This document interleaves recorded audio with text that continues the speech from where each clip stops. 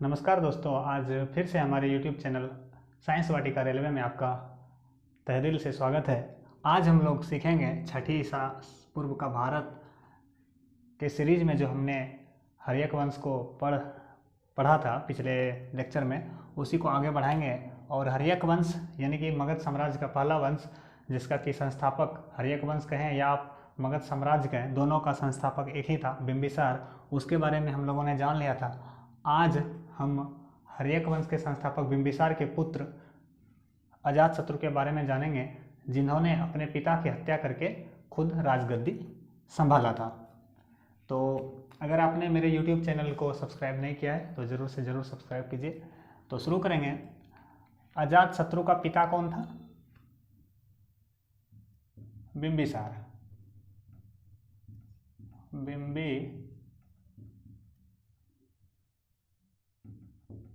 बिंबिसार जो मगध साम्राज्य का सबसे शक्तिशाली शासक रहा था, जिन्होंने हर्यक वंश की स्थापना की थी।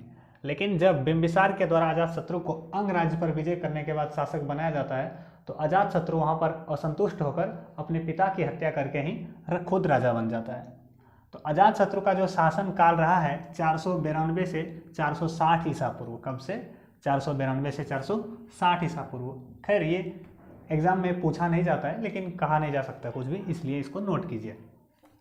और साथ ही साथ अजातशत्रु जैन धर्म को मानने वाले थे, यानी कि अजातशत्रु जैन धर्म के संरक्षक थे।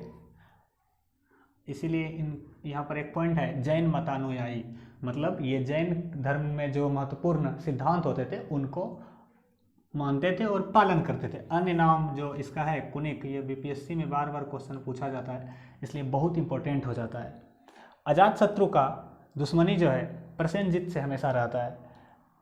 वो जबकि अजातशत्रु का सौतेला मामा होता है, वो कौन होता है? सौतेला मामा। बाद में इन दोनों में मित्रता हो जाती है। क्यों? क्योंकि प्रसेनजीत की पुत्री वाजिरा का विवाह अजातशत्रु के साथ हो जाता है। इसलिए सौतेला मामा जब ससुर बन जाता है तो दुश्मनी रिश्तेदारी में बदल जाता है, और रिश्तेदारी से मित्रता तो हो ही जाती है। और साथ ही साथ अजातशत्रु का एक और दुश्मनी चलता है, वो चलता है लिच्छवियों से। लिच्छवी क्या है? लिच्छवी एक राज्य है, कहाँ का? मगध साम्राज्य जिस तरह है उसी तरह एक लिच्छवी हुआ करता था। और जबकि लिच्छवी जो थी वो नानी घर होता था किनका? अजातशत्रु का। ये लिच्छवी कुल की ही जो चेलना था, इससे ही अजातशत्रु का जन्म हुआ था। इसकी मम्मी का नाम, अजातशत्रु की मम्मी का नाम क्या था? चेलना। चेलना कहाँ की थी? लिच्छवी कुल की। तो नानी घर से ही दुश्मनी चलता था। और अजातशत्रु ने लिच्छवी को जीत भी लिया।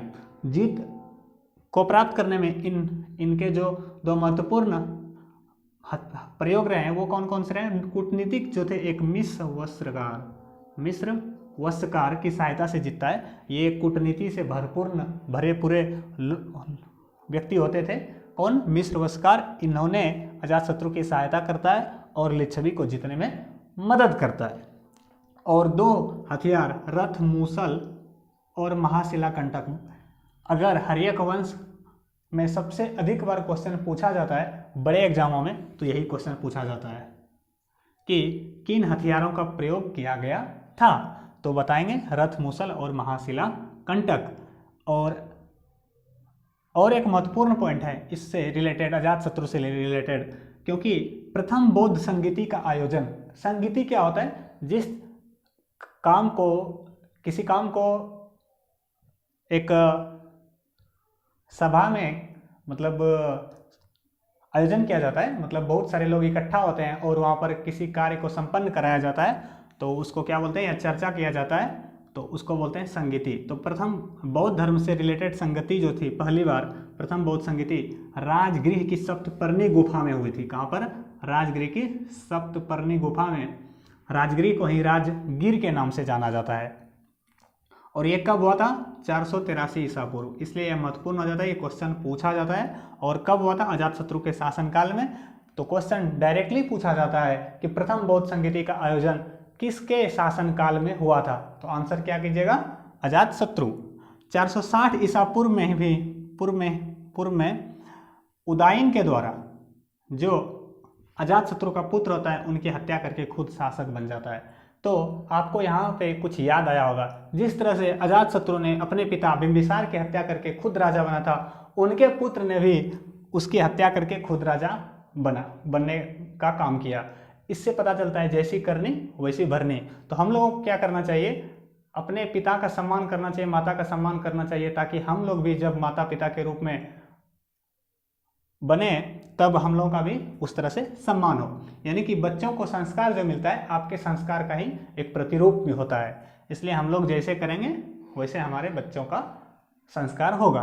खैर, अभी हम लोग बात करेंगे हर्यक वंश के संस्थापक बिंबिसार, बिंबिसार के पुत्र अजातशत्रु और अजातशत्रु का पुत्र जो है उदयन। अब यहाँ से भी महत्वपूर्ण क्वेश्चन जो पूछे जाते हैं उसकी हम चर्चा करते हैं। नोट जो लिखेंगे ये सबसे इंपॉर्टेंट होगा पूरे चैप्टर में। क्या है, पाटलिपुत्र की स्थापना जो कि सोन और गंगा नदी के संगम पर स्थित हुआ करता था। संगम मतलब होता है जहां पर दो नदियों का मिलन हो। तो पाटलिपुत्र एक राजधानी थी। किसकी राजधानी बनाया गया पाटलिपुत्र को? किसकी? मगध की। किसने बनाया? उदयन ने। तो ये क्वेश्चन भी आता है, पाटलिपुत्र की स्थापना राजधानी के रूप में किसने की? तो बताएंगे उदयन ने। उदयन का शासनकाल 460 से 444 ईसा पूर्व रहता है। इसके भी जो पुत्र होते हैं, नागदशक हर्यक वंश का अंतिम राजा हो जाता है। जबकि नागदशक उस समय मरता भी नहीं है तो पर भी ये अंतिम राजा हो जाता है। वो क्यों? क्योंकि इसका जो पुत्र होता है शिशुनाग, कौन होता है? शिशुनाग।